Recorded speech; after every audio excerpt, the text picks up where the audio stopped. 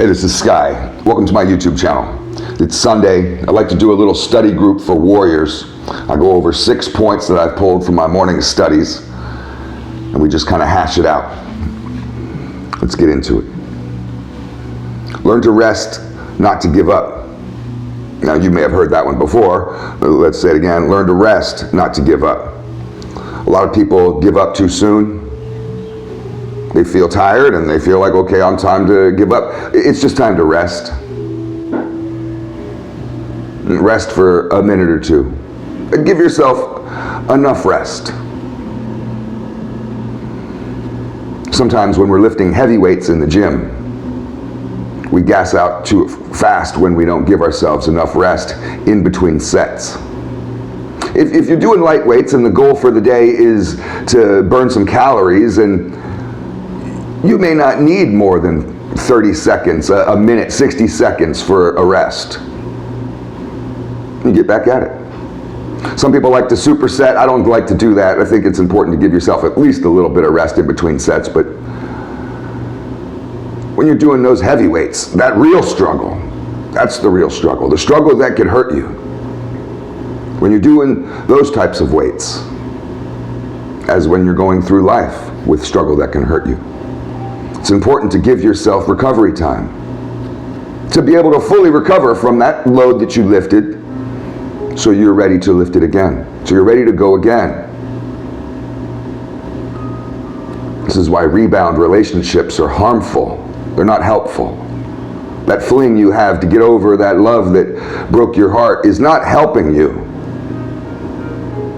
Give yourself time to recover, or else you'll stay fragile. You'll never heal from that betrayal without recovery time. And you can recover and become stronger, but if you don't let yourself recover, then you just stay weak, suffer more injury. I'm going to make struggle your new normal. Make struggle your new normal.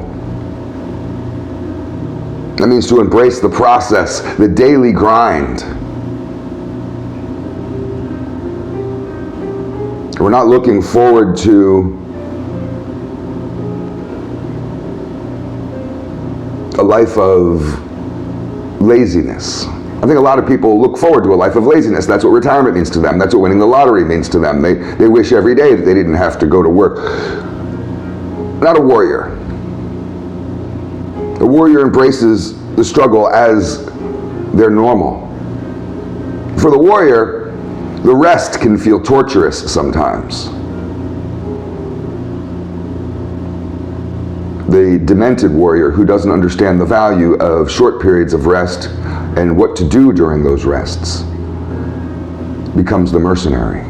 The mercenary is the demented warrior who refuses to rest in times of peace and leaves his land to go find more war, to go find more battles to engage in, because that's just the environment that they feel like they need. They need bombs going off all the time. They need people shooting at them all the time. They need death around them all the time. It's like these gym rats, and you see these guys at the gym. Way too much. There's people at my gym where it doesn't matter what time of day or night I go. They're always there. And you wonder, it's like, Jesus Christ, you must spend 5 hours a day, every day. That's crazy. You don't ever rest. You don't ever heal. And that's what we do when we rest. We have an active rest, which means you train. When you rest, you're training. You're letting yourself heal, but you're adding to your strength at the same time. And when the battle comes up again, when the struggle hits again, you're ready. You've advanced. Let's go to the next one. Stop waiting for heaven in order to be blessed. Stop waiting for heaven in order to be blessed. I don't really know if there's anything such as heaven. I do think that there is some sort of spirit world. There's something after life, and I'm sure of that. And nobody can convince me out of that. I don't know what you believe. But a lot of people have this fantasy. We're taught it as kids taught it in church. I think this is one of the harms that church does, is that we're all waiting for some sort of salvation, for some sort of blessing at the end of this journey, the trophy at the end of the game. There might not be a trophy. You might not get one.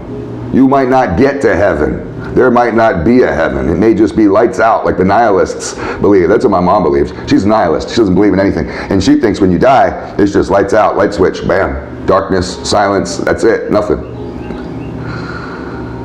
I think there's something afterwards, but that might just be my fear, who knows. Either way, you can't wait for that shit. You gotta make your life good now. What are you waiting for? Why are you waiting so long? Why are you enduring a shitty life for some sort of fantasy that someone, you don't even know who it is, but someone promised you a gift at the end? Yeah, come with me and I'll give you something real sweet when this is all over. You took the bait. You're a sucker. You gotta learn, like we talked about, you gotta embrace the process. Embrace the struggle. Be happy now. Don't wait for happiness at the end. Don't wait for the trophy at the end. Let's go on to the next one. Nobody prepared me for struggle. That's kind of the cry of the wounded bird. Nobody prepared me for this struggle. Why is life so hard?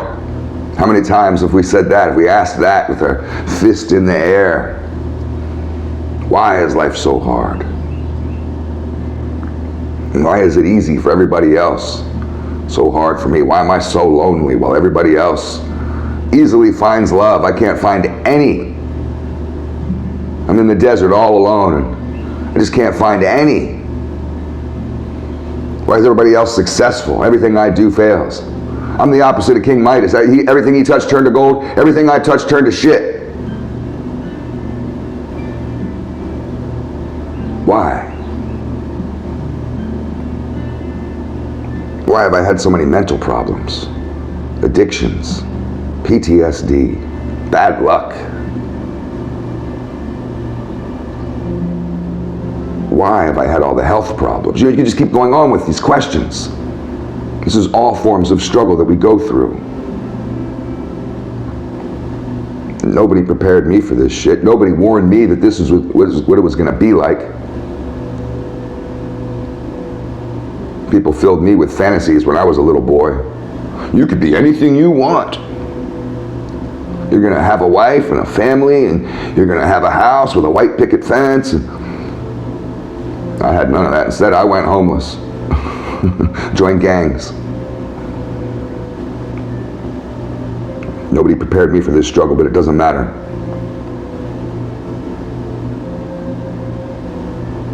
I'm not asking for help. You could throw me into those icy cold waters when I don't know how to swim. That's fine. I'll learn how to swim.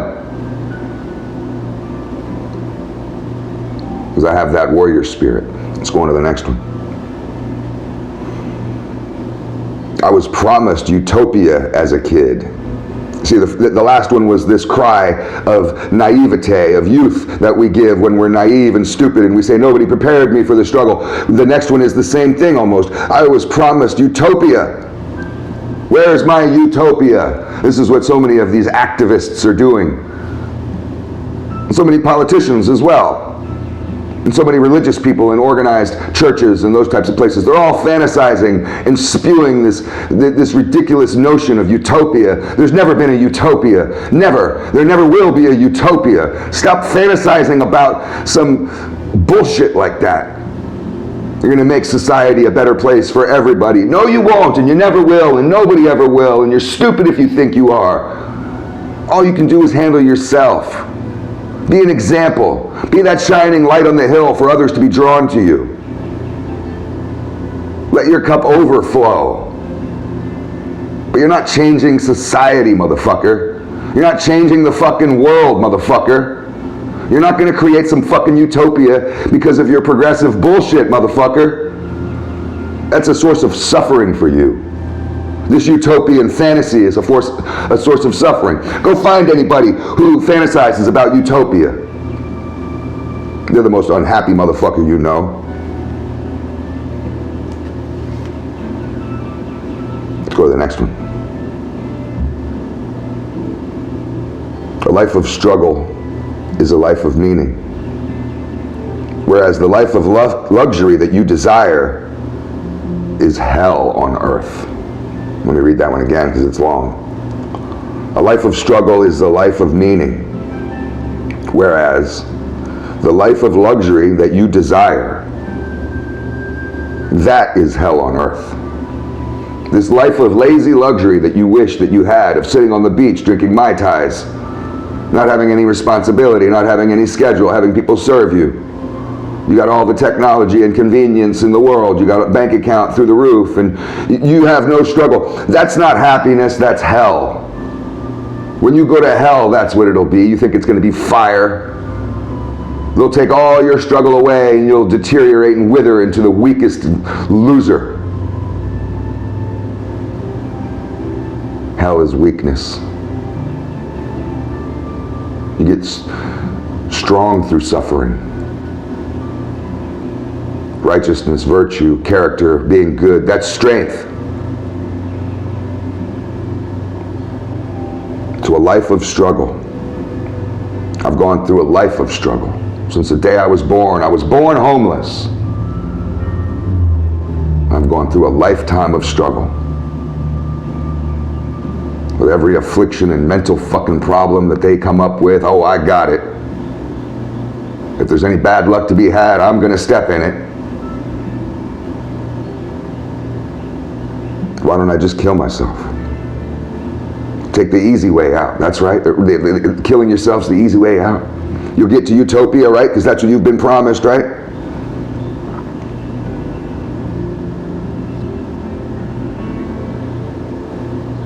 A strong warrior, as we already talked about, they embrace the process, they embrace the struggle, they make the struggle their normal. They couldn't go a day without it.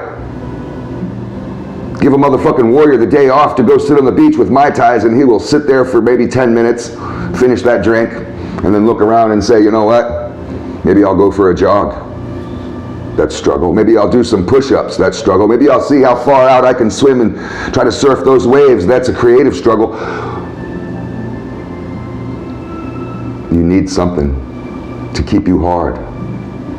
Stay hard, motherfucker. Thanks for watching.